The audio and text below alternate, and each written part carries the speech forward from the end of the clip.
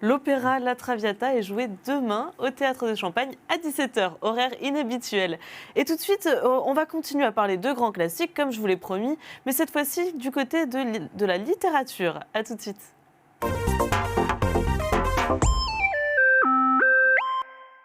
Place à la lecture maintenant, comme promis.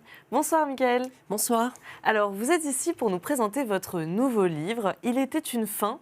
Alors, c'est la biographie de la sorcière d'Hansel et Gretel, c'est ça? Voilà, c'est l'autobiographie de la sorcière Hansel et Gretel. Ça y est, je bafouille déjà.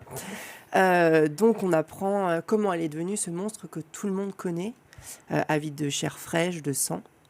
Et j'espère qu'à la fin du livre, pour ceux qui l'auront lu, on aura un peu de compassion pour elle. Parce qu'elle n'a pas eu une vie facile. Enfin, je l'ai imaginé, donc voilà. Et donc, oui, j'espère qu'on aura un minimum de compassion pour ce personnage qui, moi, m'a toujours intéressée depuis petit. Pourquoi ce conte-là, justement?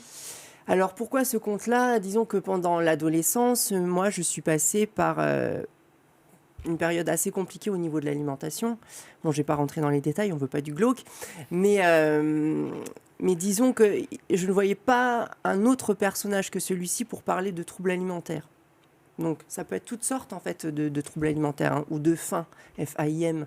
Ça peut être l'appétit, je ne sais pas, pour une drogue ou pour quelque chose d'autre. Non pas que je me sois déjà droguée, mais c'est vraiment cette faim qui peut dévorer une personne si elle ne l'assume pas, son appétit pour certaines choses.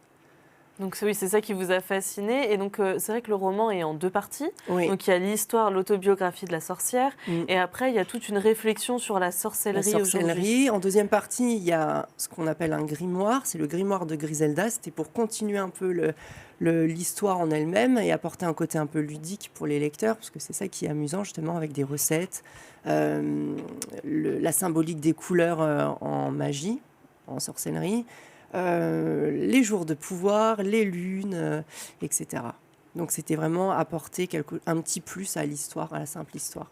Alors, c'est pas un conte pour enfants. Ah non, il faut au moins avoir 16 ans pour pouvoir le lire. On est vraiment sur quelque chose de très sombre. Le personnage est vraiment très très sombre, très torturé. Donc je le déconseille aux enfants, vraiment. Alors, vous avez écrit pour le coup, oui, c'est vrai qu'il y a des passages qui sont un peu rudes. Vous avez écrit un premier livre qui s'appelle Blue, et là, pour le coup, qui est un conte pour enfants. Oui, c'est ça. Donc, mon premier livre, qui s'intitule Blue, c'était sur le réchauffement climatique et la pollution des mers et des océans. Tout ça vu au travers d'un petit garçon sirène, je sais pas comment dire. Voilà. Oui, vous pouvez le montrer. Et d'un bébé phoque, qui sont tous les deux victimes, en fait, de la main de l'homme, de ce que l'homme peut faire sur la nature. Donc ces deux personnages se rencontrent et puis ils essayent de retrouver leurs parents parce qu'ils ont été séparés de leurs parents à cause de l'homme. Et il y a un lexique à la fin, donc c'est vraiment un conte écologique, pédagogique pour les enfants à partir de 6 ans.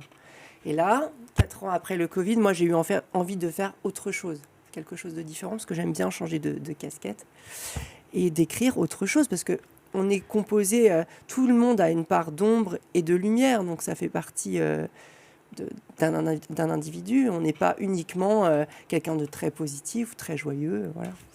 Et donc vous avez cette casquette d'auteur, vous avez aussi la casquette donc de chanteur amateur, vous avez écrit un album et vous êtes AESH dans la vie de tous les jours, donc ça c'est votre métier. Oui.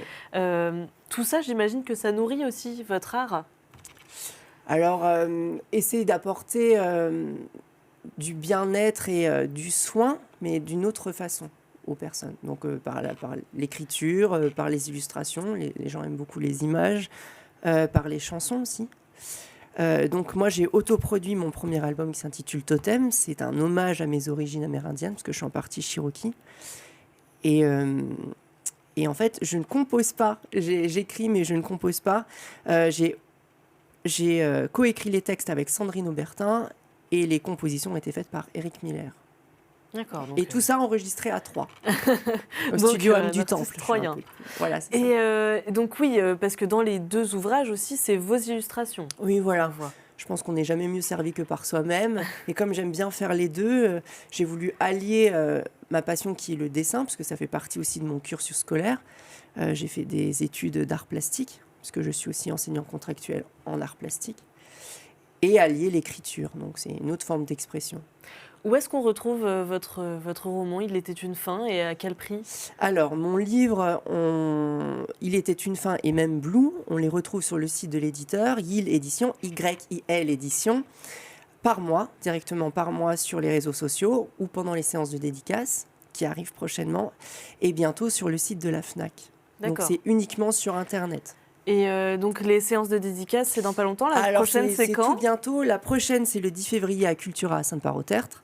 Ensuite, nous avons le 17 février à la Cité des Pierres. C'est 72 rue Révérend Père Lafra. C'est derrière la cathédrale, il me semble. Et le 17 mars prochain, je suis à Mussy, toujours à la Cité des Pierres, dans le cadre des festivités du printemps.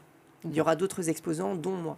En fait, ce qu'il y a, c'est que j'avais envie d'aller autre part que forcément des librairies. Pouvoir partager un peu ce que je fais avec d'autres personnes. Donc, dans des salons de thé, pourquoi pas des salons de thé un peu littéraires, ou alors dans des boutiques qui n'ont pas forcément un lien avec ce que je fais.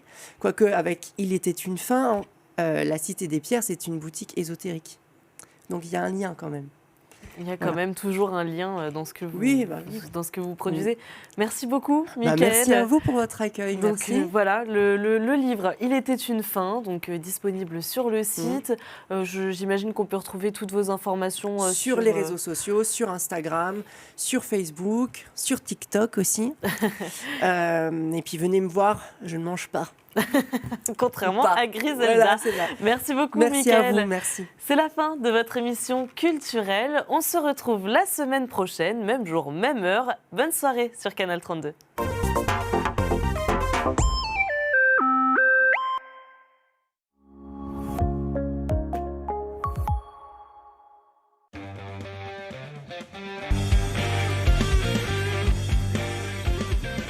Envie de sortir avec la Maison du Boulanger, centre de la vie culturelle et événementielle de Troyes.